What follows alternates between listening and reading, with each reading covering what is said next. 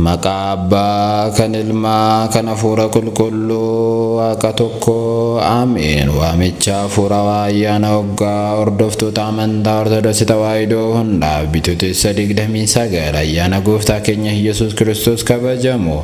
Dirreen buufata qulqullootaa qulqulluu Gujee Baala Waldaa Abbaa Kiroos Abbaa Saamu'eel ayyaana Gooftaa keenya Yesuus Kiristoos kabajuudhaaf qophii isaa hafuuraa xumuree isin eegaa jira. Marree ijoolleen Tawaahidoo biyya keessaaf biyya alaatti argamtan mana amantaan keenya qulqulluu Gujee Baala Waldiitti koottaa tokkummaadhaan ayyaana Gooftaa keenya Yesuus Kiristoos waliin haa kabajnu isiniin jedha. Manni amantaan keenya bakki argama isaa karaa konkolaataa magaalaa Finfinnee irraa gara Hoolotaa nama geessu kiiloomeetira 25 fagaatee magaalaa Gujee Gafarsaatti argama. Manni amantaan keenya karaa konkolaataa irra ta'uunsaa adda isa taasisa. Koottaa tokkummaadhaan Waaqayyoon waliin haa galateeffannu isiniin jenna. Viidiyoo kana namoota kiristaanotaan dhageenya biraan akka nuuf geessaniidhaaf waamicha keenya hafuuraa isiniif dhiyeessina. Marree ayyaana Gooftaa keenya Yesuus Kiristoos Bitootessa 29 kabajamu.